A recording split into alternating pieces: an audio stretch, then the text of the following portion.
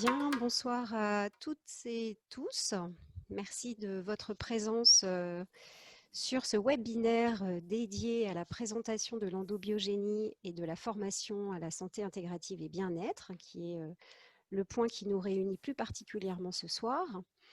Je vais commencer par me présenter. Donc, je suis Maya Mongondry, je suis directrice de l'Institut d'endobiogénie de médecine préventive et intégrative. Et j'ai le plaisir ce soir de co-animer ce webinaire avec les docteurs Jean-Christophe Charrier, qui est basé à La Rochelle, médecin généraliste, Bonsoir. et puis le docteur Maria Jansikova, qui est également responsable pédagogique de l'enseignement et de la formation à la santé intégrative et bien-être, qui vont donc nous présenter tout cela ce soir. Bonsoir. Bonsoir. Alors, avant de démarrer, on va prendre quelques minutes pour faire le point sur le fonctionnement de ce webinaire et la façon dont il va se dérouler. Donc, on va être ensemble pendant à peu près 1 heure et on va structurer ce webinaire en 3 parties. Est-ce que Jean-Christophe, tu peux avancer un petit peu, s'il te plaît ? Alors, on va avoir un premier temps dédié à la présentation de l'Institut d'endobiogénie pendant à peu près 5 minutes.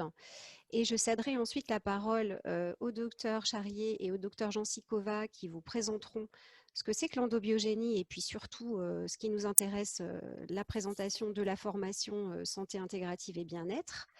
Et on se laissera à peu près 20-25 minutes à la fin pour prendre le temps de vraiment répondre convenablement à vos questions. Alors, sur cette rubrique partie questions, justement, je vous invite à les poser au fil de l'eau dans l'espace questions de Zoom. Et puis, on y répondra vraiment à la fin, après les présentations. Les micros sont coupés et il y aura également la possibilité de voir ou revoir ce webinaire en replay. D'ici 48 heures à peu près, on le mettra en ligne sur le site de l'Institut d'endobiogénie. Alors, on va commencer par cette première partie sur la présentation de l'Institut. Donc, l'Institut, c'est une association loi 1901 qui a été fondée par un collectif de professionnels de santé, principalement composé de médecins, de pharmaciens, et puis un collectif de patients qui tous avaient à cœur de promouvoir une vision qui soit plus intégrée et plus personnalisée de la médecine que l'on appelle l'endobiogénie. Alors, l'endobiogénie, qu'est-ce que c'est ? Je ne vais pas détailler trop en détail ici, puisque le docteur Charrier va revenir dessus. C'est une approche médicale qui a été développée par le docteur Durafour il y a un peu plus de 40 ans maintenant, et qui prend en compte la fonctionnalité physiologique d'un patient dans son unicité et sa globalité. C'est vraiment une vision dynamique de l'individu et qui va donc considérer l'ensemble des relations interdynamiques des différents systèmes qui le constituent. C'est une approche qui est pratiquée par des professionnels de santé assermentés qui sont aujourd'hui donc médecins, pharmaciens, sages-femmes, chirurgiens dentistes, vétérinaires, donc des prescripteurs. Et c'est une approche qui va s'appuyer sur les données de la physiologie et de la biologie intégrative. Elle va utiliser comme principal outil la plante médicinale et les autres produits d'extraction naturelle. L'Institut d'endobiogénie, donc c'est une association, je vous l'ai dit. On est également organisme de formation, data-docké, certifié. Et on va avoir 2 missions principales. La première, c'est d'augmenter le nombre de professionnels de santé qui pratiquent cette approche de la médecine. Et donc, notre mission principale, eh bien, c'est la formation. Donc, on va avoir des temps de sensibilisation, de conférences, un petit peu comme on l'organise ce soir. Et puis, l'essentiel de nos missions aujourd'hui s'oriente sur l'organisation de formations à l'endobiogénie ou à des approches qui s'appuient sur ces concepts. Et on va former 3 grands types de publics en matière de formation. Le public de prescripteurs que j'évoquais tout à l'heure, donc sont les médecins, pharmaciens, chirurgiens dentistes, sages-femmes, vétérinaires. Donc ça, c'est une première formation qui est proposée pour ce public avec des prérequis particuliers.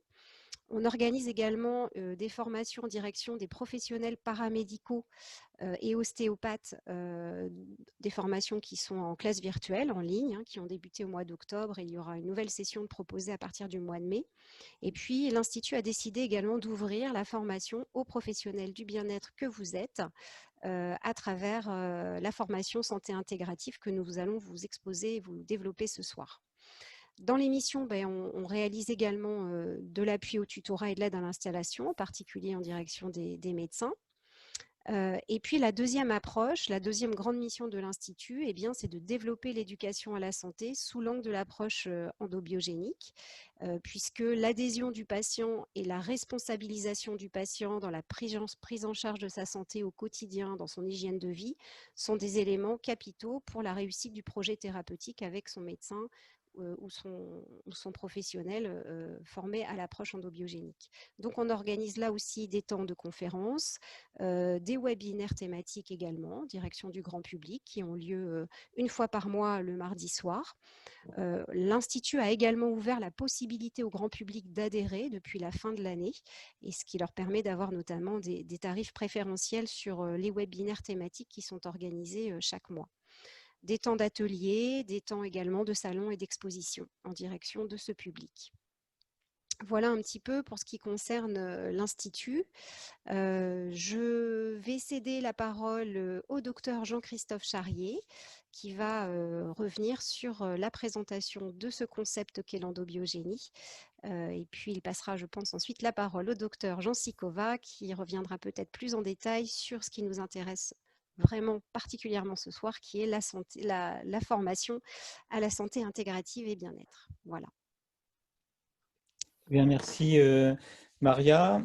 Maya, pardon. Ce soir, on est avec Maya et Maria, et donc je n'arrête pas de bifurquer ma langue, excusez-moi. Merci Maya. Je me présente, donc je suis Jean-Christophe Charrier, je suis médecin généraliste et depuis peu, je suis donc président de l'Institut d'endobiogénie. Je suis formé à cette pratique depuis au moins 1998 et je suis en cabinet depuis 1999 où je pratique l'endobiogénie depuis le début de mon installation. J'ai commencé la formation assez tôt et à être formateur à partir de 2003-2004 à peu près.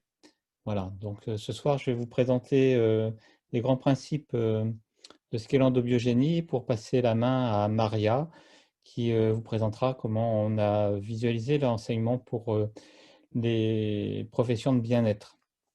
Donc l'objectif de ce petit webinaire de ce soir, c'est de faire en sorte qu'à l'issue de ce webinaire, vous soyez capable d'expliquer l'intérêt d'une prévention individualisée. Et ça, c'est important à la fois pour vous-même et pour pouvoir diffuser aussi cette nouvelle approche. Vous saurez définir les grands principes de l'endobiogénie, donc les grandes lignes qui vont porter le concept même de ce qu'est la médecine de terrain intégrative. Vous pourrez décrire la démarche diagnostique applicable en fonction de cette approche endobiogénique. Donc, même si vous n'êtes pas médecin et que ce n'est pas vous qui construisez le diagnostic médical et la prescription médicale, vous avez dans vos spécificités la compréhension, vous aurez la compréhension de ce qu'un médecin qui pratique l'endobiogénie peut avoir mis en place pour son patient et donc accompagner cette prise en charge. Mais vous pourrez vous aussi, à votre niveau, en fonction de vos connaissances et de vos technicités, apporter une compréhension diagnostique du patient et pouvoir appliquer dans vos techniques ce qui vous paraît être le plus adapté à son terrain. Vous allez comprendre tout ça au fur et à mesure de cet exposé. Vous devriez aussi, à la fin de cet exposé, comprendre les implications et les impacts en pratique quotidienne pour les mettre en place. Et en fait, vous pourrez résumer l'attitude thérapeutique qu'on met en place dans une prise en charge globale qu'on appelle intégrative du patient. Donc pour commencer, qu'est-ce que l'endobiogénie? On va vous présenter ça en... Excusez-moi, je me bats juste avec une petite fenêtre qui m'empêche de voir. Voilà. Donc, vous allez voir tout au long de ce temps 5 temps de présentation. Voilà, c'est réglé. 5 temps de présentation avec donc le premier temps qui va être toute l'approche préventive. Et qu'est-ce que la prévention? Un deuxième temps qui va être toute la compréhension de la physiologie et l'intégration de cette physiologie en endobiogénie. Un troisième temps qui va être la démarche diagnostique. Un quatrième temps qui va être les implications et l'impact que ça va avoir sur vos patients. Et un cinquième temps sur l'attitude thérapeutique.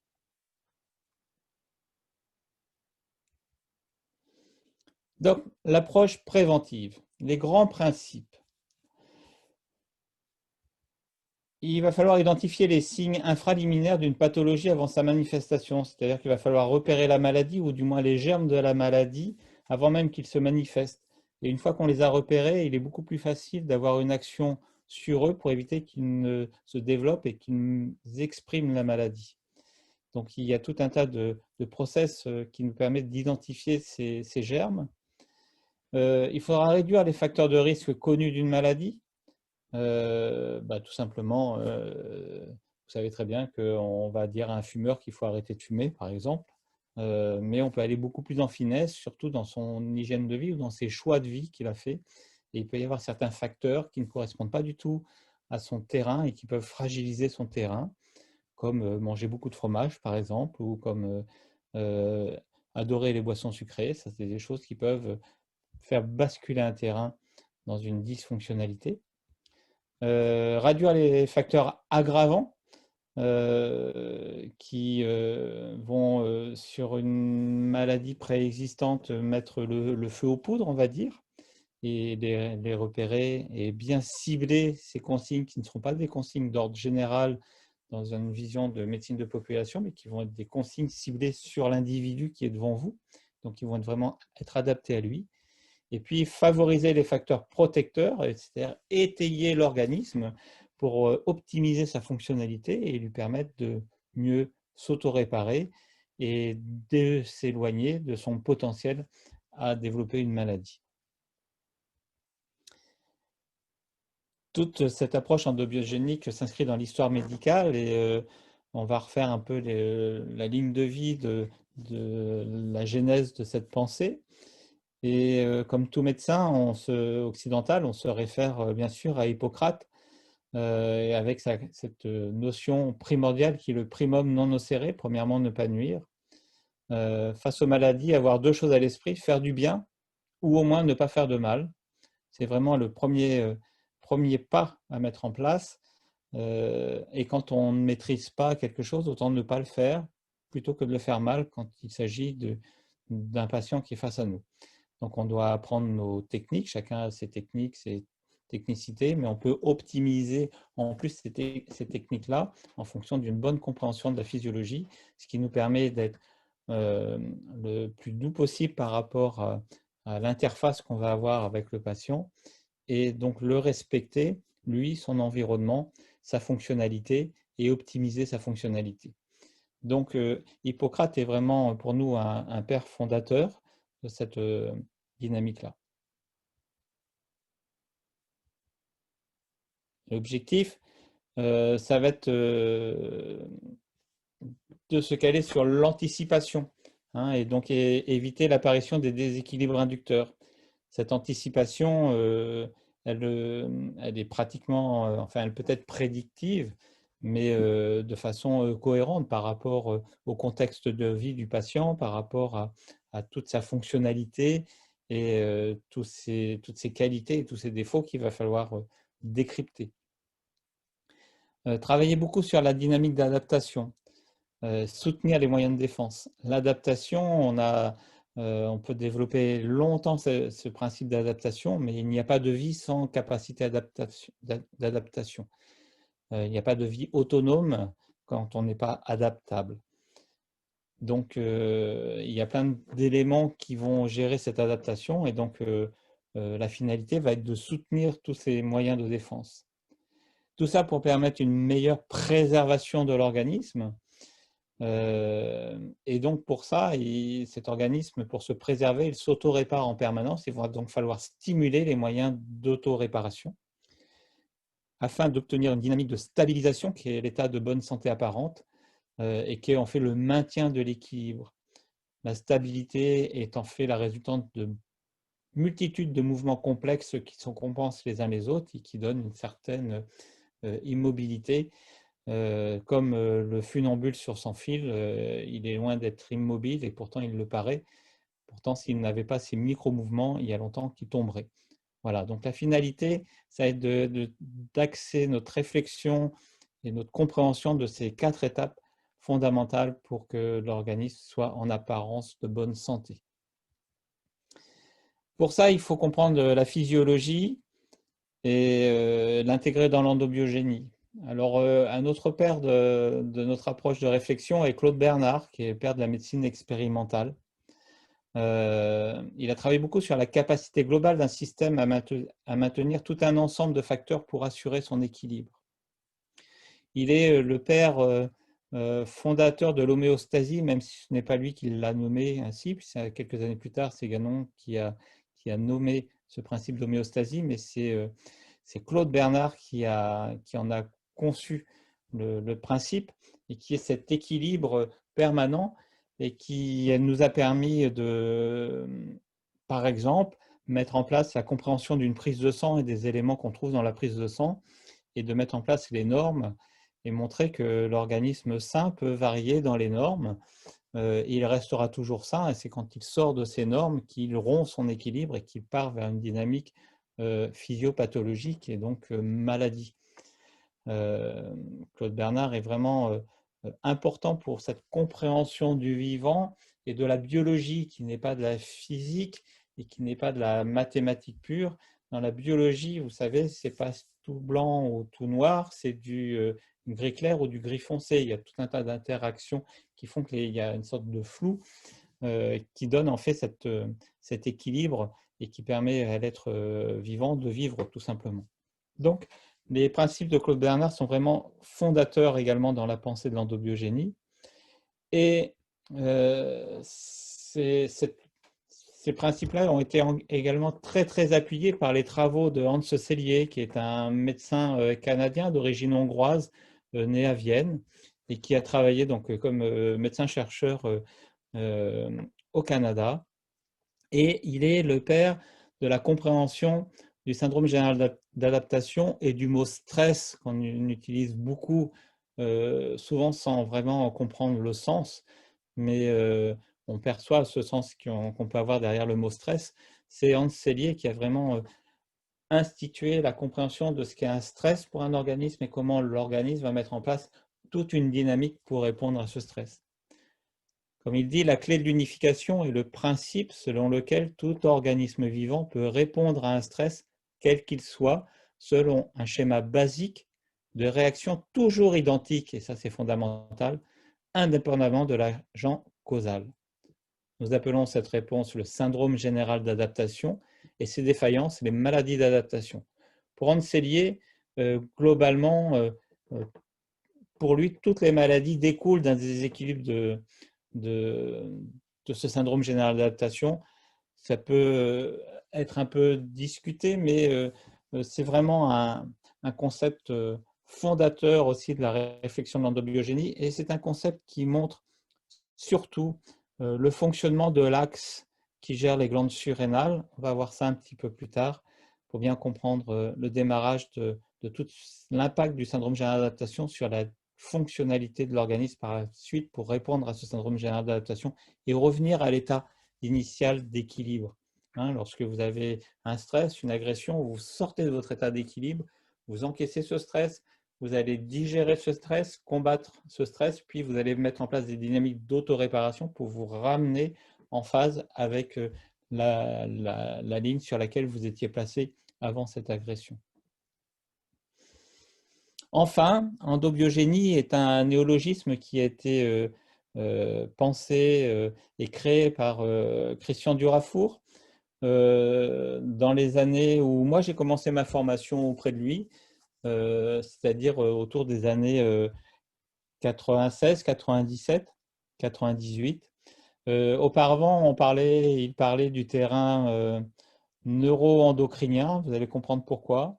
Mais le terme terrain était tellement galvaudé à l'époque qu'on y mettait un peu tout et n'importe quoi, et on a voulu sortir, il a voulu sortir à cette époque de ce terme de terrain qui voulait tout dire et rien dire à la fois, et il a créé ce néologisme endobiogénie.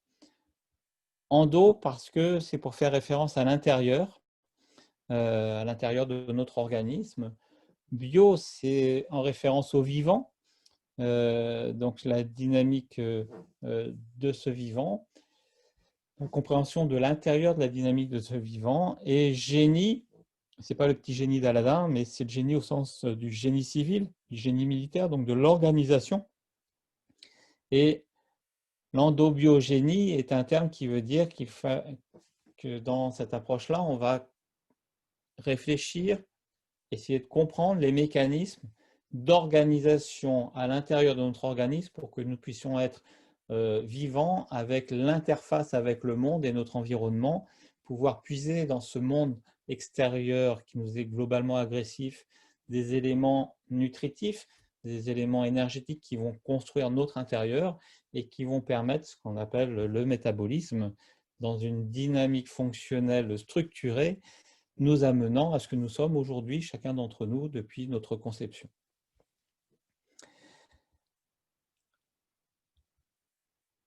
Pour revenir sur cette notion d'endobiogénie, on va voir un petit schéma qui reprend les grands concepts, et chaque case est un cours à lui entier, hein. Donc là, on est vraiment sur une vision très schématisée des choses. Mais ce qui nous intéresse, c'est l'état d'équilibre ou l'état de santé ou de bonne santé apparente. Vous savez qu'il y a plein de définitions sur ce qu'est la santé. On peut aussi parler des heures sur ce simple mot, qu'est-ce que la santé? Bref, pour nous ce soir, il y a cet état d'équilibre apparent qui donne cet état de bonne santé.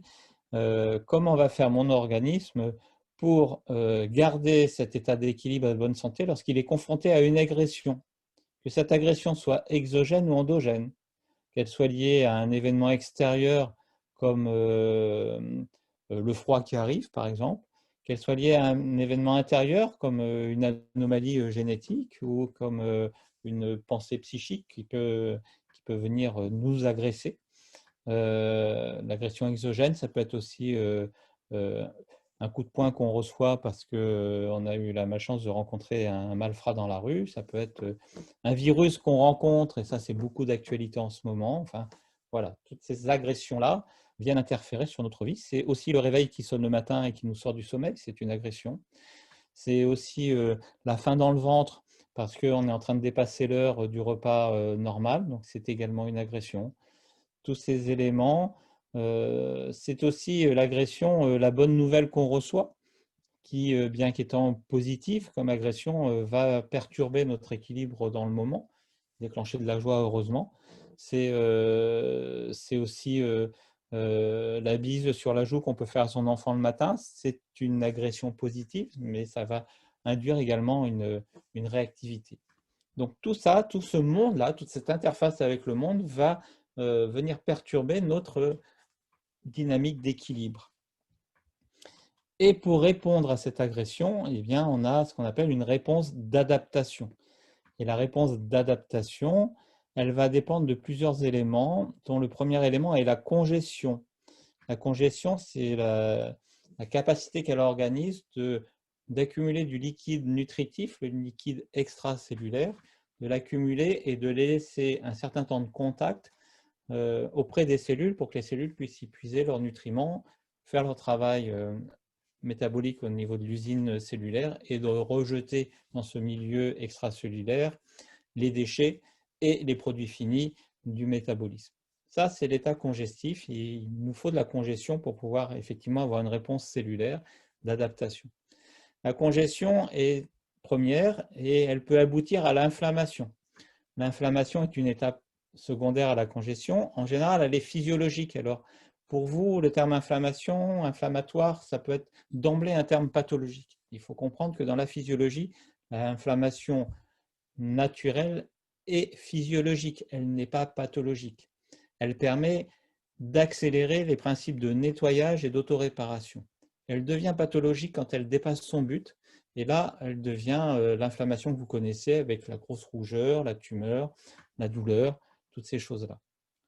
Bref, dans la réponse d'adaptation, on a de la congestion, on a de l'inflammation, tout ça c'est physiologique.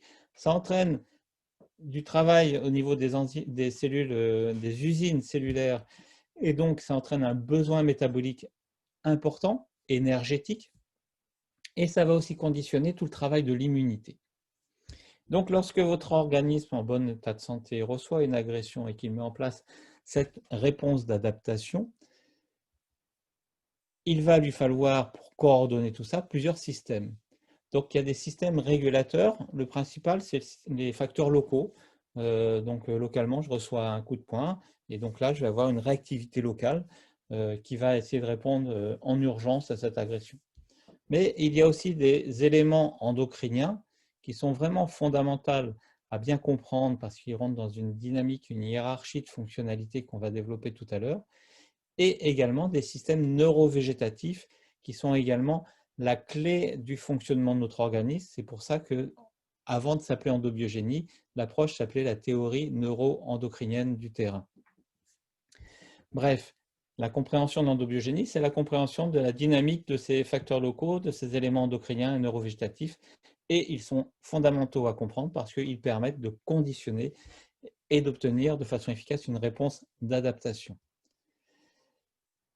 D'une façon efficace, si on a une adaptation de la réponse par rapport à l'agression. Et quand on est dans ce cadre-là, on a un retour à l'état d'équilibre, et c'est ce qu'on appelle l'état physiologique. C'est le fonctionnement normal, et souvent on ne se rend même pas compte dans notre propre vie qu'on vient de vivre une agression, qu'on vient de la gérer, et qu'on vient de revenir à notre état physiologique. On ne l'a même pas ressenti. Parfois, si par hasard on vous a fait une prise de sang comme ça systématique, on peut se rendre compte, tiens, là, il y avait une agression certainement bactérienne parce que les blancs, ils ont monté, parce que les neutrophiles sont en réactivité. Vous avez senti quelque chose il y a 4 jours quand vous avez fait cette prise de sang? Non, non, moi, je n'ai rien eu. J'étais en pleine forme. Eh bien voilà, vous avez un patient qui était face à une agression qu'il a gérée lui-même, il n'en a senti aucun signe, et on est dans l'optimum de la réponse, c'est ce qu'on appelle l'état physiologique. Éventuellement, on peut avoir une petite fatigue parce que les dépenses métaboliques et énergétiques ont été un petit peu fortes, mais bon, ça passe dans le flux quotidien de notre fonctionnalité. Le problème, c'est qu'au niveau de cette petite étoile rouge, parfois, vous n'avez pas une adaptation de la réponse, et au contraire, vous avez une non-adaptation de la réponse. Et alors ça commence à poser problème. Parce que ça va vous amener, ça va amener l'organisme sur un déséquilibre qu'on appelle précritique. Et ce déséquilibre précritique, s'il s'additionne à d'autres déséquilibres précritiques, il peut entraîner une bascule vers l'expression du déséquilibre et de la maladie. Et ça, c'est ce qu'on appelle l'état physiopathologique. Donc vous voyez que cette étoile rouge est le carrefour ou l'aiguillage où l'organisme peut aller soit vers la bonne voie, soit vers la mauvaise voie. Et ça va être conditionné par tout ce qui s'est passé en amont, c'est-à-dire sa capacité de réponse d'adaptation et surtout des systèmes régulateurs de cette adaptation sur lesquels on peut interagir. Et quand on sait qu'un organisme, quand on comprend le fonctionnement d'un organisme, on peut savoir qu'il a des fragilités. Et on peut savoir que s'il reçoit tel type d'agression, il aura des fragilités qui vont l'amener vers une non-adaptation de la réponse. Et bien, on peut lui apporter plein d'éléments qui vont venir étayer cet organisme pour quelque part l'accompagner et le forcer à avoir une bonne réponse à cette agression sans se substituer à lui. C'est-à-dire laisser l'organisme libre de sa réactivité, mais en l'aiguillant et lui apportant des éléments nutritifs, des éléments favorisants qui vont l'amener vers une bonne adaptation de la réponse à l'agression qu'il vient de subir et de nourrir ce cercle vertueux qui est l'état physiologique et s'éloigner de la dysfonctionnalité qui amène vers la pathologie. Et parfois, la pathologie peut être aiguë, brutale, et dans ce cas-là, l'agression est tellement violente, comme un coup de feu par exemple. Vous prenez une balle dans le corps, vous n'êtes pas fait pour ça, donc vous ne savez pas digérer cette balle. Donc là, on a une agression qui est extrêmement violente, on est dans une agression hyper aiguë, on passe d'emblée, on n'est pas adaptable à ça, on passe d'emblée dans un état précritique majeur et sur une maladie traumatiques liées à ce coup de feu. Et là, effectivement, il faut que le SAMU vienne, il faut qu'on agisse de façon substitutive à l'organisme, avec le chirurgien qui va enlever la balle, avec le médecin du SAMU qui peut mettre de l'adrénaline, qui peut mettre des grosses molécules pour vous permettre de survivre à cette agression. Ça, on est dans une situation extrême. On peut être aussi dans des dynamiques chroniques majeures, avec progressivement tout au long d'une vie, avec des agressions répétées sur un organe fragilisé qui peut être le cœur et l'installation d'une insuffisance cardiaque. Et on rentre vraiment dans un état physiopathologique d'insuffisance cardiaque. Et là, on mettra une thérapeutique, non pas de soutien, mais une thérapeutique de substitution qui va compenser des éléments qui favorisent cette insuffisance cardiaque pour permettre à ce cœur de battre le plus longtemps possible. Donc, vous voyez que quand on est dans une approche endobiogénique, on n'est pas fermé sur un outil thérapeutique, on est ouvert à tous les outils thérapeutiques et on est ouvert à toutes les techniques de bien-être et d'accompagnement du patient dans sa meilleure fonctionnalité, parce que même avec une pathologie chronique, on peut essayer, et parfois on y arrive, à faire marche arrière et à ramener le patient dans ce meilleur état physiologique qui soit. Parfois, un peu bancal parce qu'il y a un défaut structurel qui est majeur et qu'on ne peut pas réparer. Quelqu'un qui est amputé d'une jambe, il est amputé d'une jambe. Donc ça, on ne peut pas lui faire repousser une jambe, ça faut être clair là-dessus. Mais on peut quand même nettement améliorer son confort de vie et l'amener sur un état physiologique optimum en fonction de sa dégradation qu'il a pu avoir au cours de sa vie. Voilà, ça c'est les grands principes de l'endobiogénie. On va revenir un petit peu en détail sur ces systèmes régulateurs. Donc, on vous a dit, il y a le système endocrinien et le système neurovégétatif. Ce sont les deux grands systèmes fondateurs de l'origine de la pensée de ce qu'est l'endobiogénie. Le système endocrinien, pour la théorie de l'endobiogénie, il est premier. C'est lui qui est le grand gestionnaire de l'organisme. Votre organisme, c'est comme un immeuble en construction permanente et restauration. Et si vous n'avez pas un maître d'œuvre qui vient dire faut faire tel type de travaux avant celui-là, ben vous avez le peintre qui passe avant le plombier et donc ça vous crée des dégâts parce que le plombier il va massacrer le travail du peintre. Donc, il vaut mieux faire passer le plombier d'abord et le peintre ensuite, par exemple. Donc ça, c'est le gestionnaire principal. Le système endocrinien fonctionne avec les hormones. Il travaille avec des glandes qui sont à la base du cerveau, qui sont l'hypothalamus, l'hypophyse. L'hypophyse est un grand chef d'orchestre qui va communiquer avec les glandes qui sont en périphérie, qui peuvent être la surrénale, les surrénales. On a une à droite, une à gauche. Donc là, on forme tout l'axe qui gère l'adrénaline, le cortisol, l'aldostérone, la DHEA. C'est ce qu'on appelle l'axe corticotrope. Cette hypophyse peut aussi être en communication avec les gonades, donc les glandes sexuelles, qui sont donc les ovaires pour les femmes, les testicules pour les hommes. Il peut être également, cette hypophyse, en communication avec la thyroïde, qui est ce petit papillon qu'on a à la base du cou, qui est une glande importante qui fait un petit peu un rôle de chaudière de notre organisme, qui gère la température, qui gère la libération de l'énergie. Et il peut être également en relation, cette hypophyse, avec l'axe somatotrope, qui gère essentiellement les glandes de la digestion, que sont le pancréas, le foie, les glandes salivaires, etc. Vous avez mis le schéma du pancréas parce qu'en endobiogénie, on porte une grande importance à ce pancréas. Vous allez remarquer qu'on vous a mis deux axes en rouge et deux axes en vert parce qu'en fait, les axes rouges sont des axes prédominants dans la destruction, ce qu'on appelle le catabolisme, et les axes verts ils sont prédominants dans la construction, ce qu'on appelle l'anabolisme, et le métabolisme est l'addition de destruction et de construction. Donc vous voyez que là, ils sont aussi dans un ordre, je vous ai donné bien précis, et ça c'est l'endobiogénie qui les a mis dans cet ordre-là. Kata, ana, destruction, construction, destruction, construction. Pourquoi cet ordre-là? Je vais vous raconter une petite histoire et vous allez comprendre ce qui se passe. Par exemple, vous êtes au paléolithique, vous êtes dans une vie sauvage en pleine savane, et puis d'un seul coup, vous voyez un prédateur, un grand prédateur qui se présente dans votre champ visuel, un gros guépard par exemple. Et là, qu'est-ce qui se met en place? Vous avez l'adrénaline qui vous apporte l'information. Si on a l'agresseur qui est là, en face à moi, Et s'il m'attrape, je meurs. Donc, vous avez l'adrénaline qui envoie l'information et qui va entraîner toute une dynamique favorisant la mise en place de la fuite.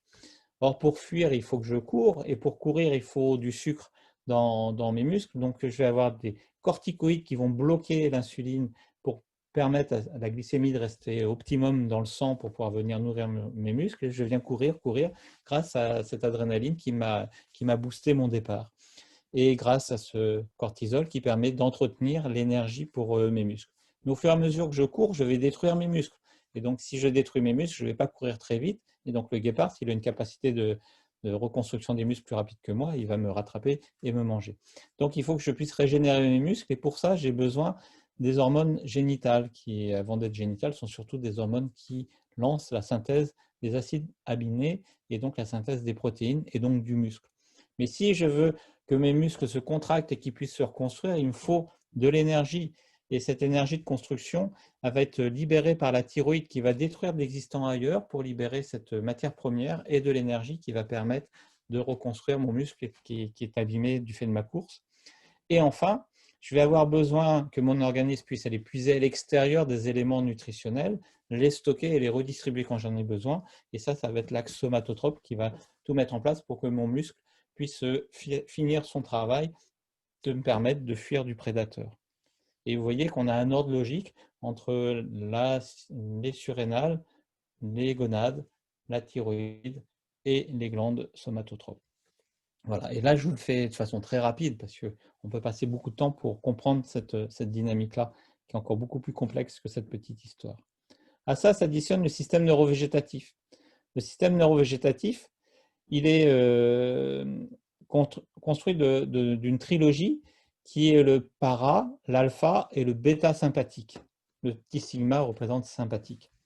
Le parasympathique, c'est l'innervation qui gère le tonus de base et qui gère le système de repos et le système d'assimilation et de récupération. Et votre parasympathique, il est en lien direct avec le pancréas parce que c'est lui qui va permettre une bonne fonctionnalité de ce pancréas et qui va permettre au pancréas de fabriquer tous les éléments nécessaires à gérer l'énergie apportée par le milieu extérieur. Vous savez que le pancréas fabrique l'insuline et le glucagon qui gèrent le taux de sucre dans le sang, mais il fabrique également des enzymes qui vont permettre de digérer les protéines et les lipides. Donc le parasympathique, c'est notre tonus de base. Et pour la mise en action de notre organisme, on va avoir le système alpha-sympathique qui met le système d'alerte. Et c'est ce système d'alerte qui dit à mon axe corticotrope, il y a un guépard qui est face à moi, il va falloir que tu prennes une décision pour fuir. Et c'est grâce à cet alpha-sympathique qui, lui, va initier en fait toute cette cascade d'événements que je vous ai raconté dans cette petite histoire. Et puis, vous avez, en plus de ce système d'alerte, le bêta-sympathique, qui est le système de combat et de mise en mouvement et de réponse à la stimulation mentale ou physique qui soit, et qui passe également par le biais de l'adrénaline dans la surrénale. Donc, vous voyez qu'il y a une intrication majeure entre le système neurovégétatif et le système endocrinien. Et toute cette dynamique-là, l'endobiogénie apporte des éléments, apporte des clés de compréhension du fonctionnement et de la rigueur de fonctionnalité de ces différents éléments et interconnexion de ces éléments entre eux. Et c'est pour ça que l'endobiogénie est une médecine intégrative, parce que c'est en intégrant au cœur de l'individu ces éléments de fonctionnement et son interaction avec le monde extérieur qu'on peut être dans une vision intégrative. Contrairement à la vision anglo-saxonne qui considère que le fait d'être intégratif, c'est d'apporter plusieurs techniques de soins ensemble sans forcément qu'il y ait une réflexion centrée sur la fonctionnalité du patient. C'est là où on apporte un vrai plus par rapport à cette approche-là, et c'est là où vous, en tant que praticien du bien-être, vous allez être des outils et des éléments extrêmement favorables dans une prise en charge intégrative si vous comprenez la dynamique dans laquelle vous pouvez vous associer à cette réflexion, et de ce fait-là, vous pouvez optimiser et du coup augmenter très honnêtement et de façon assez puissante votre technicité dans le ressenti et dans l'efficacité vis-à-vis du malade, parce que vous allez faire les gestes les plus justes possibles, le mieux adapté à ce patient-là, et vous ferez un autre geste plus juste et mieux adapté à cet autre patient car ils sont déjà différents, ils sont dans des réactivités différentes. Donc l'endobiogénie est une approche qui va étudier l'ensemble des relations des systèmes qui constituent un individu. Elle va être gérée par le gestionnaire endocrinien et elle va être assistée par le système neurovégétatif. Pour faire une synthèse de tout ce que je vous ai dit et que les esprits restent clairs là-dessus, on a un système neurovégétatif qui, en synergie avec un système endocrinien, en fonction de la génétique et de l'épigénétique. L'épigénétique, c'est tout ce qui entoure le gène et qui permet l'expression des gènes ou de faire dormir certains gènes. Donc l'épigénétique, c'est là-dessus que nous sommes tous en interface. Il faut le faire en conscience. Et également en fonction des choix et des événements de la vie du patient. Donc dans notre vie, il y a des choses qu'on a choisi de faire. On a pu choisir de vivre dans tel lieu plutôt que dans tel autre. On a pu choisir de vivre en campagne plutôt qu'en ville, par exemple. C'est un choix. Il y a des événements sur lesquels on n'a pas eu de choix, qui nous arrivent comme ça, comme se prendre un nuage de grêle alors qu'on est en train de faire du vélo en plein soleil. C'est un événement qui peut être traumatisant et qui peut nous poser problème. Un deuil qui arrive au moment inapproprié. C'est des événements de la vie qui vont modifier peut-être vos choix. Tout ça, on est fait du mélange de tout ça. Et toute cette synergie de ces éléments-là va constituer ce qu'on appelle le terrain endobiogénique. Terrain qu'il va falloir décrypter, comprendre, accompagner pour optimiser sa fonctionnalité pour que le patient reste dans un état de bonne santé apparente. Pour ça, il y a une démarche diagnostique. Et dans cette démarche diagnostique, on va apprendre à identifier les critères d'évaluation, les signes et les symptômes. On va organiser selon les systèmes neurovégétatifs et endocriniens ces informations qu'on a pu puiser dans notre examen et on va en déduire les déséquilibres qui sont inducteurs de la dysfonctionnalité qui a mené le patient à venir nous consulter.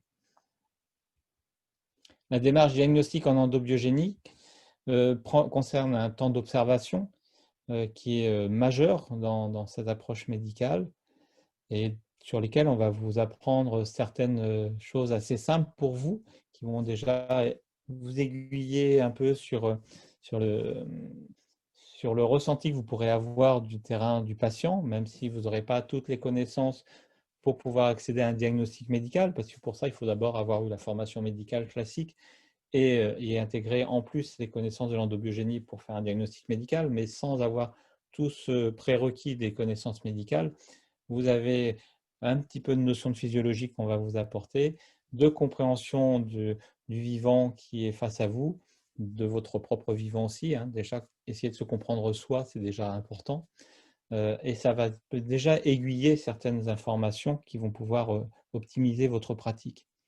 Donc l'observation est un temps important.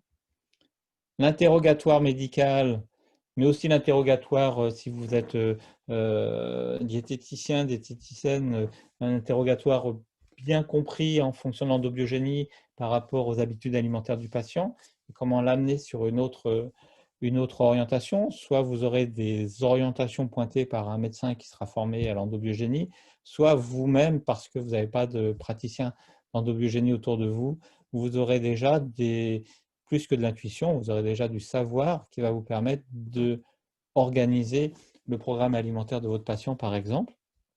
Si vous faites du massage, et bien, pareil, vous allez faire un interrogatoire qui va vous apporter des informations, qui va organiser votre soin que vous allez mettre en place. Et puis donc l'examen clinique qui vient confirmer beaucoup de choses et qui va vous permettre d'aller chercher d'autres éléments que vous n'avez pas pu avoir par l'observation et l'interrogatoire du patient. Il va falloir donc identifier les critères d'évaluation, les signes et les symptômes selon la qualité des sécrétions. Par exemple, du patient, vous serrez la main. Alors en ce moment, avec le Covid, on ne serre plus la main.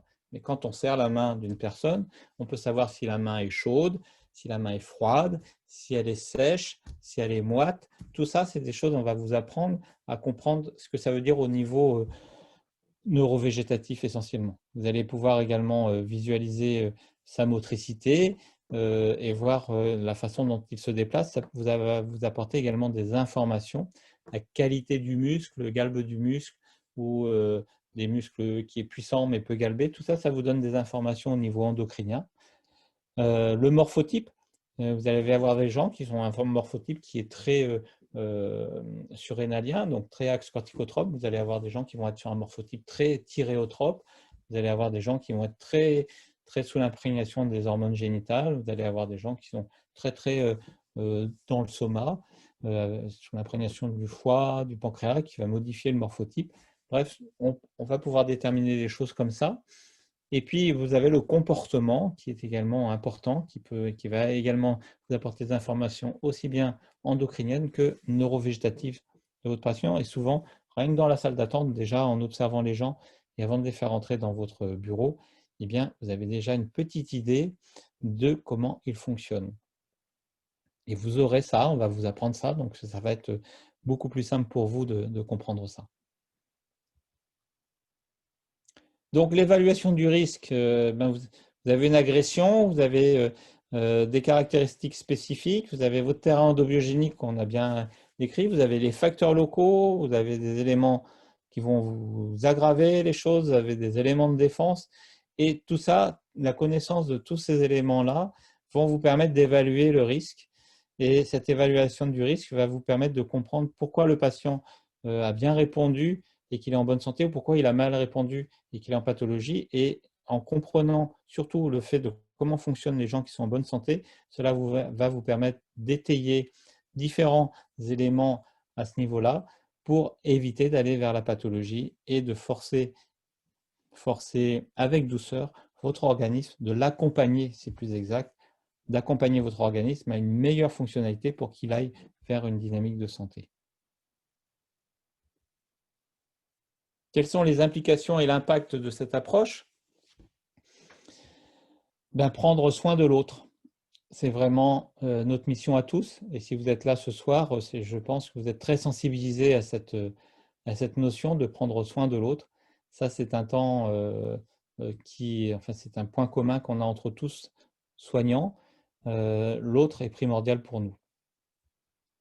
Il faut l'accompagner vers un mieux-être et améliorer son confort de vie dans le présent et surtout améliorer ce confort de vie dans le présent en apportant du bénéfice pour l'avenir, car on peut effectivement améliorer un confort de vie dans le présent avec certaines thérapeutiques de substitution qui, elles, vont aggraver l'avenir du patient et donc le rendre beaucoup plus malheureux de sa maladie par la suite. Donc en ayant un respect du patient, en ayant un respect de sa physiologie, en ayant un respect de la compréhension de la façon dont il fonctionne, on peut optimiser son temps présent et de ce fait, on va optimiser son avenir pour qu'il se dégrade de moins en moins vite et qu'il vieillisse de moins en moins vite. Les implications et donc l'impact de l'endobiogénie, ça va être de travailler sur la dynamique de fonctionnement, la compréhension de cette dynamique de fonctionnement, comprendre l'impact des pratiques professionnelles sur l'équilibre neurovégétatif et endocrinien. Et donc, vous, dans vos pratiques professionnelles, vous avez des techniques, vous êtes expert dans ces techniques-là. Vous pouvez nous apprendre plein de choses, vous aussi, de votre côté. Personne n'est omniscient, hein. Et ce qui est important, c'est vraiment le travail d'équipe. Et vous avez dans vos pratiques des compréhensions à mettre qu'on ne vous a pas amenées et que nous allons vous apporter si vous suivez notre enseignement qui va vous permettre d'optimiser vos compétences parce que vous allez intégrer une réflexion endocrinienne et neurovégétative dans votre pratique. Et vous allez vous adapter selon tous ces principes parce que vous êtes comme n'importe qui, comme tous nos patients, on est face à l'adaptation et dans vos pratiques, vous allez également vous adapter selon tous ces principes liés à l'endobiogénie. Et vous aurez aussi la possibilité d'utiliser des moyens thérapeutiques adaptés qui vont s'associer à vos techniques. Ou si vous utilisez déjà des moyens thérapeutiques particuliers, vous allez mieux les comprendre et mieux les intégrer et mieux les utiliser par rapport à votre patient qui est face à vous dans l'instant présent.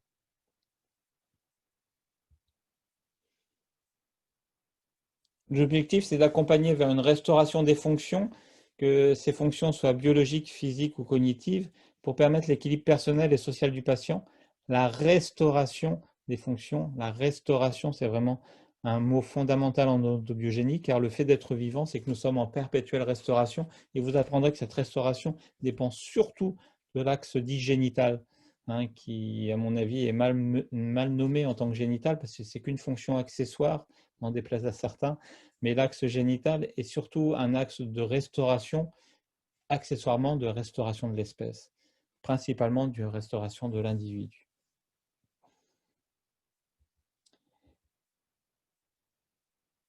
Ça va vous apprendre également à retravailler sur la mobilité, recréer du mouvement, travailler sur les drainages, comment évacuer les toxines, comment libérer la congestion et donc éviter l'installation d'une inflammation, parce que pour gérer l'inflammation, il faut d'abord réguler l'état de congestion.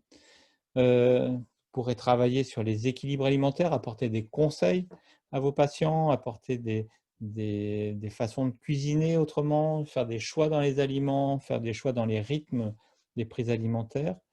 Vous pourrez travailler également sur tout l'équilibre neuromusculaire et par le biais du massage, par exemple, par le biais de la posture, par le biais de toutes ces choses-là. Et par le biais de conseils de vie, hein, au sens large, des petits conseils qui peuvent être parfois interprétés comme des conseils de grand-mère, je dis entre guillemets. L'endobiogénie, par la connaissance de la physiologie et l'intégration dans cette pensée endobiogénique, a pu reprendre tous ces conseils issus de la tradition et les intégrer dans la science d'aujourd'hui et pouvoir éviter certains conseils qui étaient en fait pas si bienvenus, parce que même s'ils soulageaient dans l'instant, ils les aggravaient dans le futur, et déterminer des conseils simples, mais qui sont vraiment optimum pour votre patient et qui vont lui permettre d'être en grande réactivité par rapport à l'agression du moment. Et moi, ce soir, par exemple, si j'ai un conseil à vous donner pour vous protéger de ce fameux Covid qui nous embête, eh bien, déjà, je peux vous inviter à éviter de surcharger votre pancréas au niveau alimentaire, donc éviter les graisses cuites, les produits laitiers, le sucre, et puis de consommer par exemple une tisane d'aigre-moine que vous pourrez prendre après le repas du midi.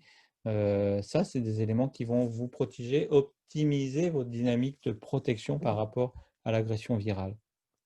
Voilà, le genre de petits conseils qu'on peut donner très rapidement, que je suis amené à donner parfois lorsqu'on m'interviewe sur une chaîne radio ou sur un papier journal par un journaliste qui vient me demander quels sont les conseils du moment. Voilà, toutes ces choses-là, vous allez comprendre que ces conseils, ils ne sont pas simplement symptomatiques, ils ont du sens. Ils ont du sens au sens endobiogénique des choses et ils vont intégrer à chaque fois la réflexion endocrinienne, neurovégétative, environnementale, contextuelle, toutes ces choses-là. Et vous serez capable de donner ces conseils-là avec tout le sens qui va avec et pouvoir appuyer sur ce sens pour que votre patient il adhère encore plus au conseil, parce que celui-ci lui paraît un peu difficile à mettre en place. Et si on explique bien au patient pourquoi il faut qu'il mette ça en place, il mettra peut-être un peu de temps à comprendre et adhérer, mais il adhérera beaucoup plus facilement que si vous lui donnez le conseil de façon autoritaire.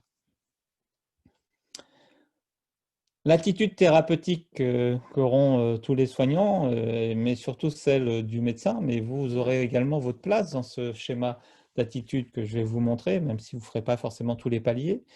La prescription va se faire en 4 étapes. La première étape est l'étape du traitement symptomatique. Le patient vient avec une souffrance, il veut qu'on réponde à sa souffrance.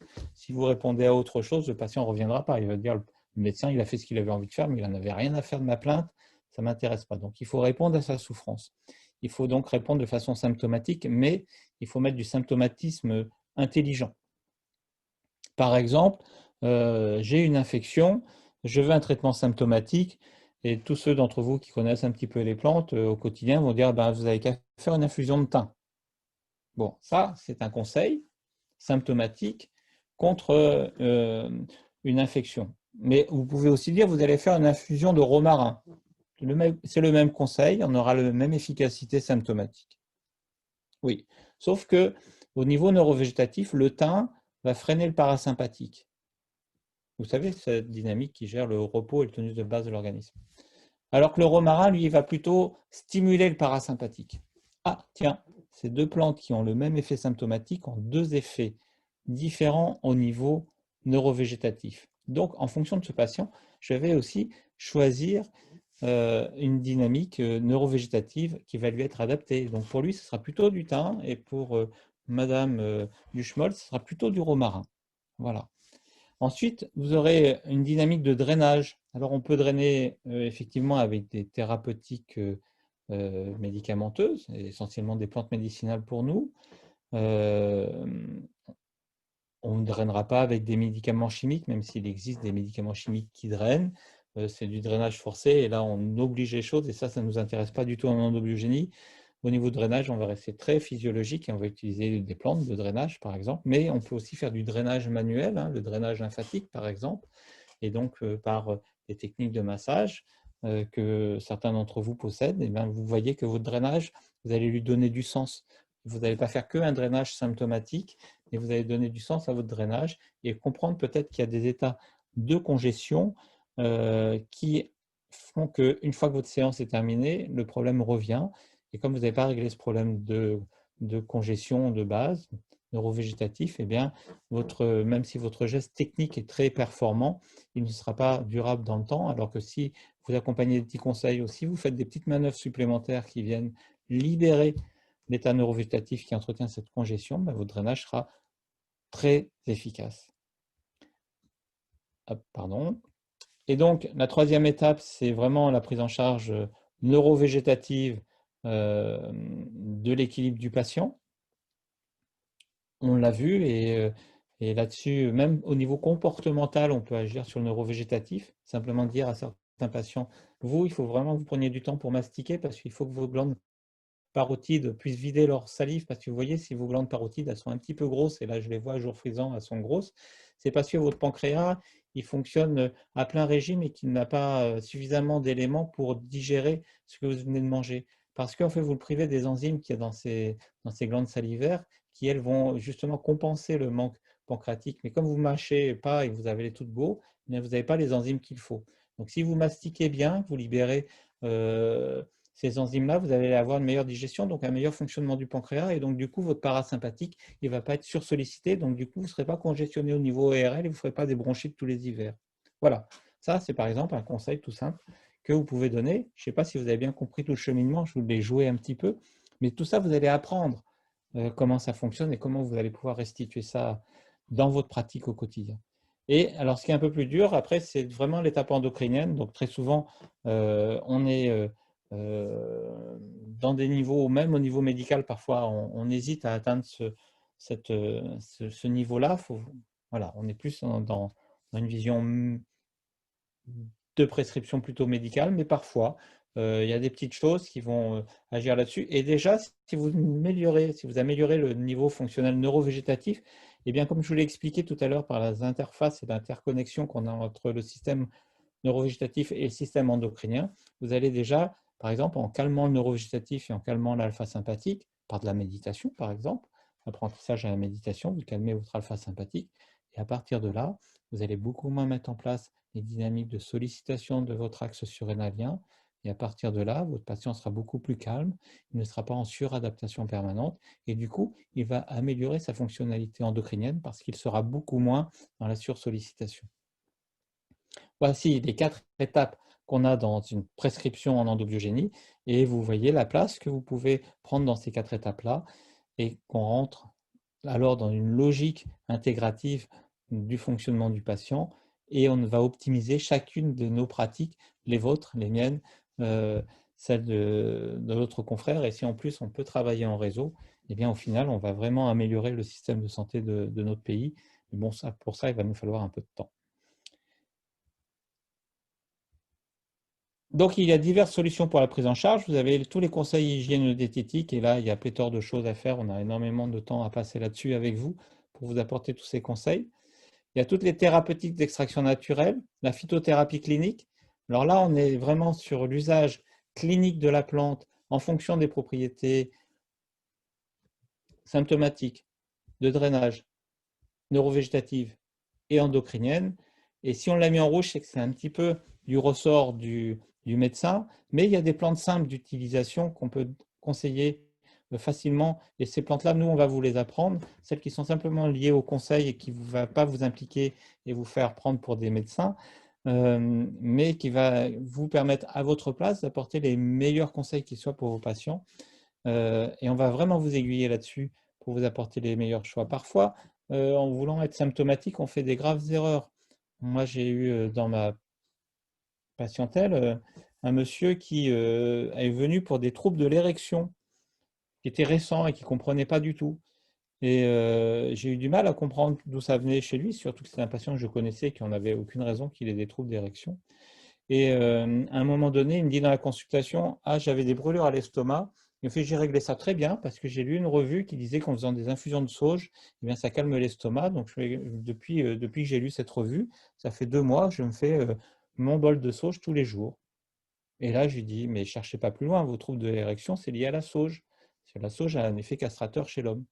Donc, si vous êtes que symptomatique et si en plus vous donnez un conseil de cet ordre-là dans une revue que tout le monde va lire et vous allez induire une information endocrinienne que vous n'avez pas du tout maîtrisée et qui peut entraîner une conséquence qui n'était pas forcément dramatique pour ce monsieur, parce que ça aurait pu être un cancer du sein à qui on donne de la sauge et là, ça aurait pu être dramatique parce qu'on aurait aggravé cette maladie-là. Voilà. Donc, on va vraiment vous donner des conseils sur des plantes avec lesquelles vous ne risquez pas de faire ce type d'erreur. Et comme ça, vous serez tranquille par rapport à votre pratique. On a d'autres éléments d'extraction naturelle comme l'argile. On va vous expliquer aussi comment utiliser les argiles sur les oligo-éléments et puis sur toutes les techniques de thalassothérapie, thermalisme, crénothérapie. Et donc, si chez vous, si parmi vous, il y a des hydrothérapeutes, hein, vous allez pouvoir aussi optimiser votre soin en hydrothérapie en fonction de tout ce qu'on va vous apprendre en endobiogénie. Il y a toutes les thérapies dites bien-être auxquelles vous appartenez et qui sont multiples et qui sont appelées à se développer. Et donc, à chacun d'entre vous, vous allez pouvoir effectivement apporter des éléments supplémentaires aux capacités qu'on peut avoir dans la prise en charge de nos patients. Et puis, vous avez les thérapies substitutives qui, elles, sont réservées au monde médical et qui seront mises en place quand les capacités d'autoréparation sont dépassées. Donc, pour résumer tout ça, en fait, les médecins, les pharmaciens, les dentistes ont accès à ces 4 niveaux-là. Les professionnels du bien-être ont accès aux 3 premiers niveaux, les conseils hygiéno-diététiques, les thérapeutiques d'extraction naturelle et les thérapies bien-être. Donc, vous voyez qu'on a beaucoup de choses à vous apprendre et à partager avec vous pour qu'on puisse ensemble avoir une dynamique globale qui apporte le meilleur confort possible à nos patients. Tout ça, ça forme ce qu'on appelle un réseau. Et là, pour l'instant, le réseau, on l'a mis un peu en flou et en fond parce que nous sommes en train de constituer ce réseau. Et si vous rentrez dans cette dynamique, vous serez un des maillons de ce réseau. Et c'est parce que si vous n'avez pas de médecins formés à l'endobiogénie, mais que vous avez dans votre entourage des médecins sensibilisés, vous pourrez les pousser à venir se former et donc travailler en collaboration avec eux. Et inversement pour nous, si dans notre entourage en tant que médecin, comme moi, j'ai des personnes qui ont des technicités bien-être très intéressantes pour ma pratique, je vais les inciter à venir rejoindre ce groupe de formation. Et en quelques années, on devrait créer une belle masse qui permettra à nos patients d'avoir une offre de soins vraiment conséquente et appréciable pour maintenir leur bonne qualité et leur bonne santé. Donc, tout ça, comment ça se passe? Je pense que… Oui, pardon, je vais juste un peu trop vite. Vous avez des ouvrages là-dessus. Vous avez un ouvrage collectif qui est ce livre qui s'appelle Phytothérapie clinique, édité chez Lavoisier, qui est un ouvrage collectif où on a commencé à faire des monographies de plantes. Donc, pour ceux qui sont très passionnés par les plantes, c'est intéressant d'y jeter un coup d'œil. Vous verrez que la complexité de la plante qui est quand même majeure, mais ça peut être déjà un bel ouvrage pour vous, mais qui est déjà très technique. Donc, il peut, pour certains, être un peu lourd à digérer. Puis en plus, c'est un livre qui est assez cher. Donc, c'est un investissement. Si vous le faites, il faut vraiment que vous en ayez un besoin. Par contre, il y a plein d'ouvrages d'éducation à la santé,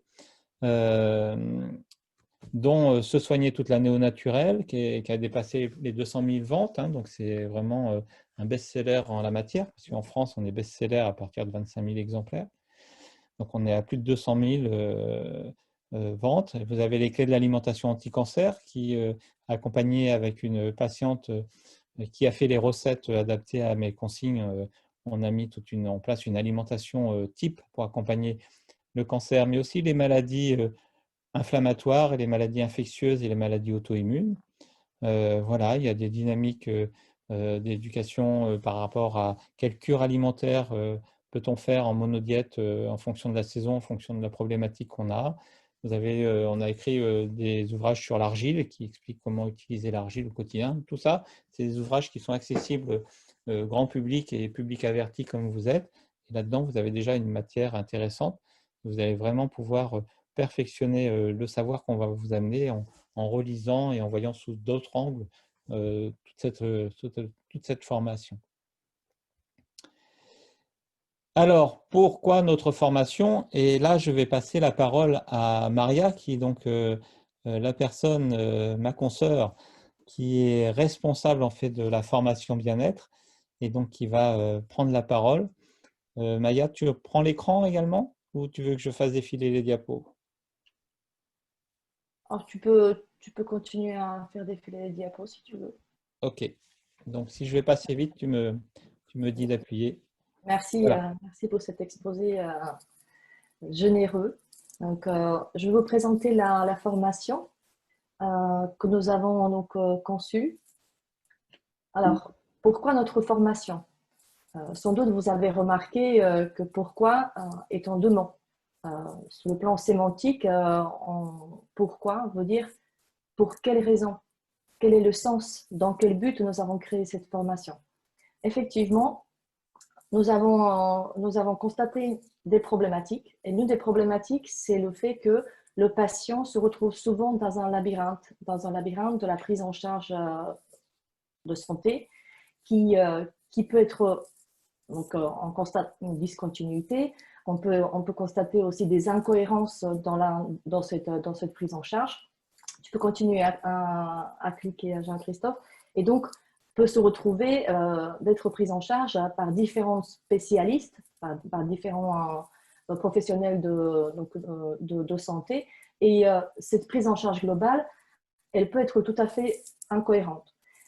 On constate aussi une méconnaissance des principes de l'approche systémique et des risques qui sont liés à ce manque du raisonnement global.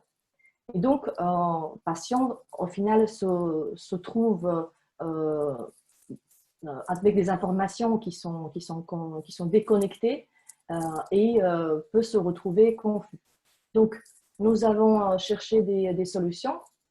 Et donc, comme solution, nous proposons les formations pour les professionnels de santé de tout le corps médical, en fait. Donc, il existe, comme Maya et Jean-Christophe vous ont déjà dit, des formations pour les médecins, pharmaciens, chirurgiens dentistes, sages-femmes, vétérinaires et puis les paramédicaux, etc. Et donc, nous avons créé cette formation pour les professionnels bien-être, puisque le patient est pris en charge. La meilleure chose qui puisse arriver à un patient, c'est d'être pris en charge de façon pluridisciplinaire. Et donc, comme Jean-Christophe a bien souligné ce fait, tous les métiers de santé ont leur place dans cette prise en charge. Tu peux continuer. Et donc, qu'est-ce que nous vous proposons?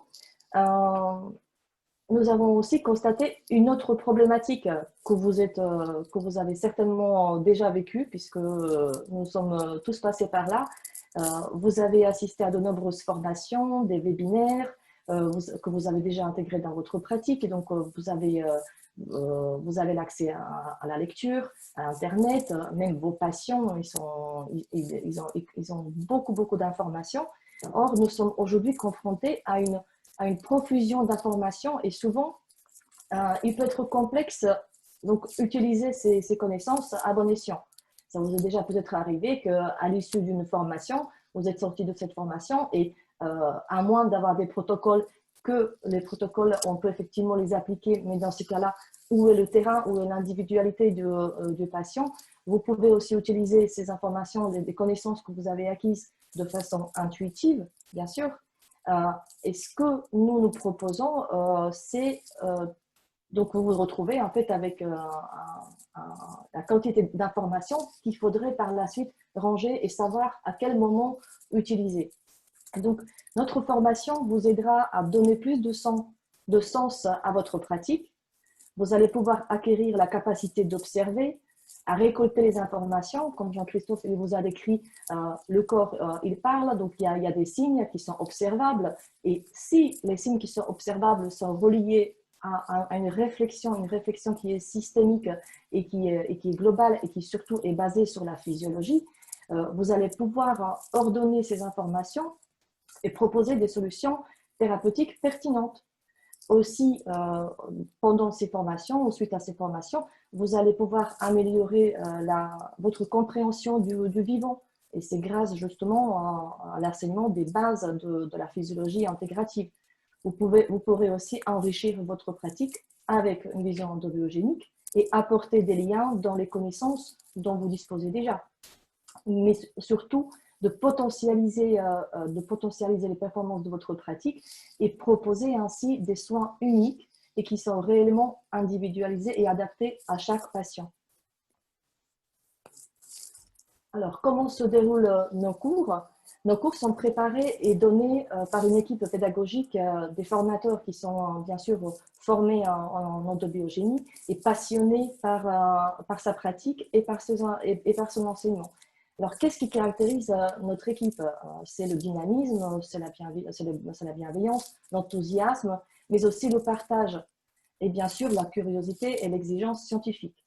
Donc, et nos cours, en fait, dans nos cours, grâce en fait à différents outils pédagogiques, nous allons vous enseigner, nous allons vous proposer cet enseignement d'endobiogénie, mais de manière ludique et de manière à ce que les informations que vous aurez reçues puissent être bien ancrées. Donc, vous allez pouvoir bénéficier des ateliers, même si c'est en ligne, les ateliers donc en groupe, les ateliers de réflexion.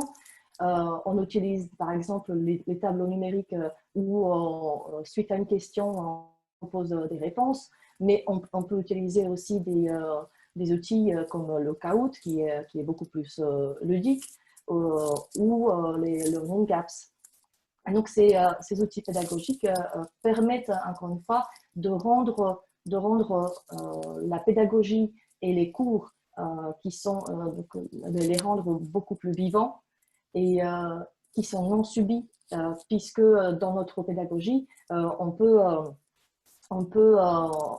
dire que nos cours reflètent la pédagogie des 5C, ce qui est la communication, la compréhension ou la compassion, mais aussi la pensée critique, la collaboration et la créativité.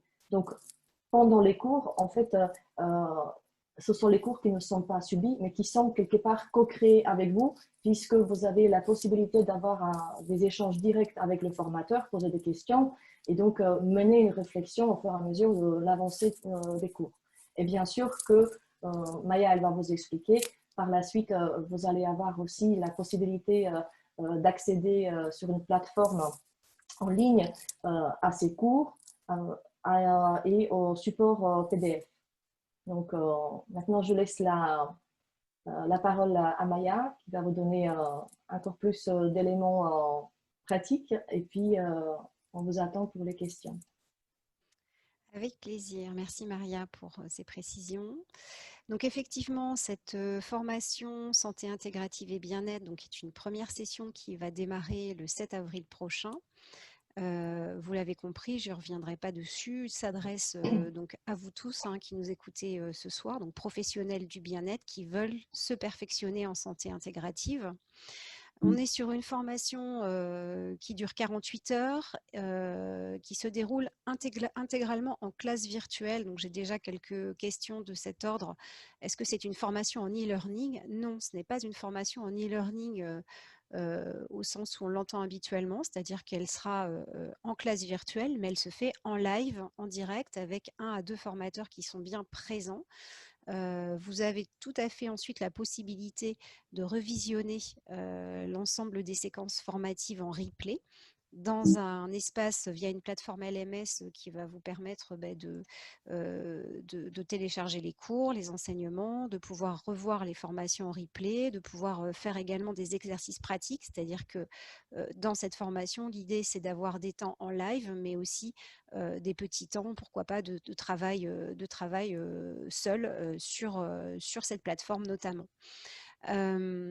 Je ne reviens pas sur l'ensemble des objectifs. Je pense que Maria et Jean-Christophe les ont très largement repris pendant cette présentation ce soir.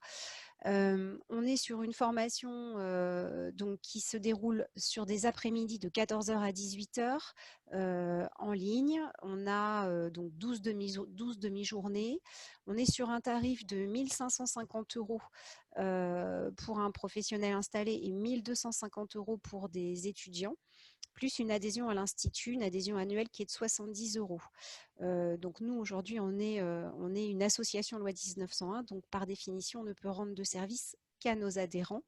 Et pour reprendre aussi ce que disaient Jean-Christophe et Maria à l'instant, l'objectif de l'Institut d'endobiogénie, c'est de créer un réseau, c'est de créer un collectif. Et en rentrant dans un parcours de formation au sein de l'Institut, vous ne faites pas que vous professionnaliser et vous perfectionner en santé intégrative, vous allez rejoindre aussi une dynamique collective, un réseau auprès duquel vous allez pouvoir aussi puiser de la ressource, échanger, partager à travers des temps de rencontres, ce qu'on appelle les rencontres de l'endobiogénie, qu'on organise 2 fois par an.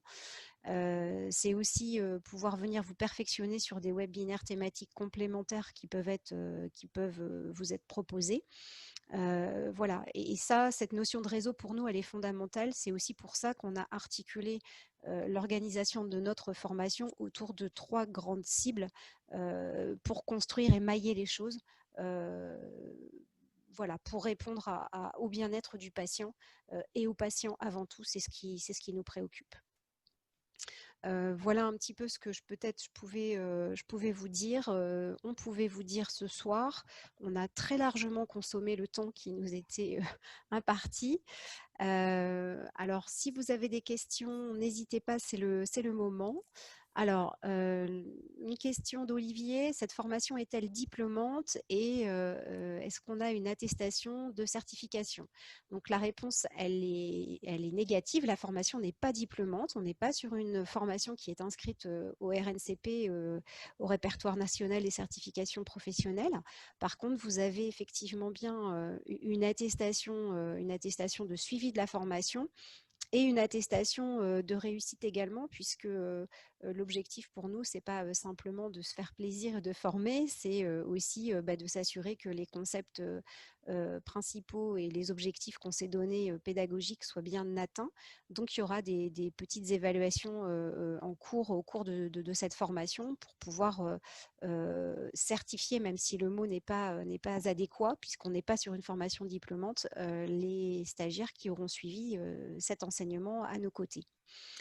J'ai une autre question de Delphine qui nous demande si cette formation s'adresse aux préparateurs en pharmacie ou à quel niveau doivent se situer les préparateurs en pharmacie. Donc, pour nous, les préparateurs en pharmacie rentrent davantage dans le public des professions paramédicales. Voilà, mais après, j'ai envie de dire que qui peut le plus, peut le moins. Donc, les préparateurs en pharmacie qui souhaiteraient suivre les formations paramédicales le peuvent. Il y a tout à fait également la possibilité de suivre cette formation santé intégrative et bien-être si souhaité. Voilà. Alors, combien de personnes vont participer à cette formation? On aimerait bien le savoir. Beaucoup, j'espère. Je n'ai pas forcément de réponse aujourd'hui à cette question. On est sur une formation en ligne. Donc, on n'est pas forcément limité comme dans une salle de formation par le nombre. Après, notre objectif, ce serait peut-être d'être sur un volume de 20-30 personnes. Je pense pas demain, l'objectif, c'est pas d'être à 50 ou 60. On est vraiment en classe virtuelle. Donc, on est dans un apprentissage où l'idée, c'est que chacun puisse s'exprimer. Les micros seront ouverts, les caméras seront ouvertes. Voilà, c'est pas parce qu'on est en ligne que l'humain ne doit pas être présent. Au contraire, C'est un élément essentiel pour nous en endobiogénie et dans la philosophie de l'équipe de l'Institut aujourd'hui. Donc, toute cette notion de groupe, d'interaction et de collectif, voilà, ça passe aussi par des groupes voilà, d'un nombre correct, on va dire, hein, qu'on ne se Maya, retrouve pas en format… Oui, oui, euh, Marie, excuse-moi. je voudrais peut-être rajouter un commentaire par rapport à cette question. Effectivement, les ateliers donc virtuels où vous serez séparés par exemple en 4 groupes permettent aussi des échanges entre vous et permettent une réflexion qui est plus entre guillemets intime. Et puis, comme Maya l'a bien souligné, il y a toujours la possibilité de poser des questions, soit via le chat, soit en activant le micro. Donc, nous avons déjà l'habitude de fonctionner ainsi. Donc, quel que soit le nombre d'étudiants, la possibilité, afin que vous puissiez avoir des échanges avec les formateurs et que vous puissiez vous exprimer, elle est là. Alors, j'ai plein d'autres questions qui arrivent. Alors, doit-on régler l'intégralité de la formation en une fois? Est-ce qu'on peut régler mensuellement? Bien sûr, c'est-à-dire qu'aujourd'hui, on a conscience du coût. En termes d'échéance, on peut tout faire. Donc, j'ai envie de dire qu'il y a autant de cas de figure qu'il y aura de personnes, quasiment, sur les paiements, mais on peut tout à fait mensualiser les règlements sans aucune difficulté. Les formateurs, quelle est l'équipe de formateurs? On peut peut-être avancer, Jean-Christophe, à la dernière diapo. Oui, le docteur Charrier fait partie de l'équipe de formation. Maria Jansikova présente ce soir également. Donc, on a une équipe de formateurs aujourd'hui qui est composée de médecins, de pharmaciens, de spécialistes. Et donc, c'est l'ensemble de cette équipe que vous verrez passer avec chacun leur spécialité pendant cette formation. Ils sont souvent 2 en animation. On aime bien les binômes médecin-pharmacien ou spécialiste pharmacien parce que ça permet d'avoir toujours un éclairage sur la phytothérapie clinique et sur le concept enseigné par le médecin ou le spécialiste. Est-ce qu'on a déjà des modules S1, S2? Oui, il y a déjà un certain nombre de modules. Je vous invite à aller consulter la page formation professionnelle du bien-être du site internet de l'IUMPI sur www.iumpi.fr où vous allez pouvoir y trouver le programme à télécharger. Vous retrouverez dessus la totalité des éléments, le coût, la durée, les contenus, etc., etc. Les liens de préinscription si vous souhaitez d'ores et déjà vous préinscrire en ligne. Et puis le replay en l'occurrence du webinaire qu'on organise ce soir. Alors, y aura-t-il des travaux de groupe à faire? Il y aura, oui, comme le disait aussi Maria tout à l'heure, des temps en sous-groupe, hein, puisque sur Zoom, c'est une fonctionnalité qui est tout à fait possible et qui permet de dispatcher le groupe ou les 25 ou 30 stagiaires, par exemple, dans des sous-classes, on va dire, qui vont pouvoir travailler ensemble sur des cas cliniques, sur des travaux qui sont proposés par le formateur, avec un formateur qui passe vous voir dans chacune de ces sous-classes. Et après, on se retrouve tous ensemble en grand groupe pour débriefer sur vos productions et avancer ensemble sur les concepts proposés. Alors, j'ai une autre question. Peut-on passer par le compte de formation pour le paiement? Donc, a priori, non, le CPF, compte professionnel de formation, n'est pas éligible, alors, tout simplement parce que ce n'est pas une formation inscrite au RNCP et diplômante. Donc, ce n'est pas une modalité possible aujourd'hui. En revanche, l'Institut d'endobiogénie est datadocké. Donc, je vous invite à vous tourner auprès de vos OPCO et de vos organismes paritaires collecteurs agréés pour connaître les éventuelles prises en charge possibles d'une partie de cette formation par ces structures. Je pense qu'on arrive au bout des questions. Je n'en vois pas d'autres. J'ai peut-être raté le message, y aura-t-il des évaluations? Donc oui, effectivement, il y aura des évaluations au fil de l'eau. Mais pas les évaluations scolaires forcément comme on les connaît. On travaille sur le plan pédagogique, excuse-moi Maya, afin que ça soit adapté et surtout utile. tout à Cette fait. évaluation, elle est déjà aussi pour voir si vous avez compris les principes qu'on vous a exprimés. Et donc, si l'ensemble du public a une mauvaise évaluation, c'est que les enseignants n'ont pas été bons. Donc, dans ce cas-là, on va rattraper le coup et puis expliquer les choses qui n'auront pas été forcément comprises. Donc, l'évaluation, elle est dans les deux sens parce que vous aurez aussi votre possibilité de nous évaluer à chaque fois. Et ça, Maya, elle surveille bien et elle nous fait des remontées par la suite et on adapte tout ça. On est une super équipe. On est que des gens que vous voyez souriants là sur les photos. C'est peut-être moi qui souris le moins d'ailleurs. Enfin, je fasse des progrès. Mais on est une super équipe. On s'est vraiment mobilisé on est vraiment enthousiaste à porter cette formation parce que on la pratique dans notre quotidien. On voit ce que ça apporte à nos patients et on trouve que c'est tellement dommage qu'il y ait si peu de personnes qui soient formées à ça alors qu'il y a une demande énorme au niveau du public.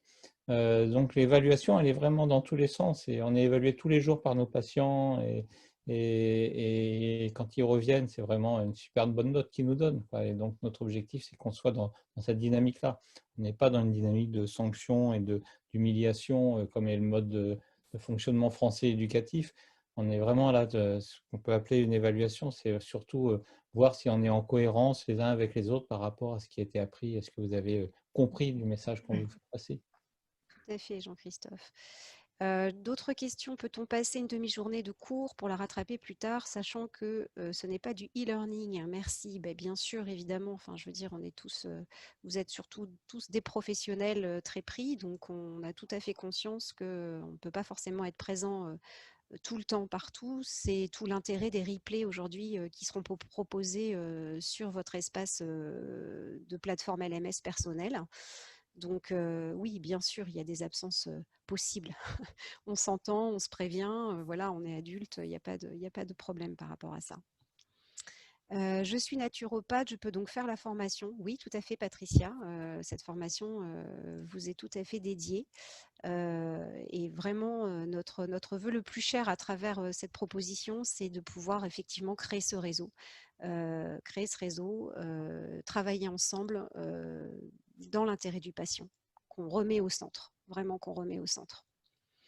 Voilà, donc rentrer dans ce collectif aussi, c'est bénéficier de toute cette dynamique de réseau. Moi, je constate à quel point les professionnels libéraux sont quand même assez seuls dans leur pratique au quotidien. Et je pense que c'est aujourd'hui très important, on le pense avec l'Institut, de recréer une approche intégrée des choses avec le patient au centre. Voilà. Écoutez, je pense qu'on a à peu près répondu à l'ensemble des questions. Merci à toutes et à tous de votre présence ce soir. On s'excuse pour la petite demi-heure de plus.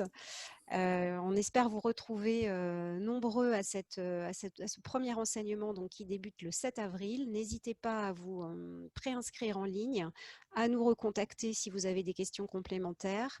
Et puis, dès la réception de votre préinscription, on vous adresse votre contrat de formation.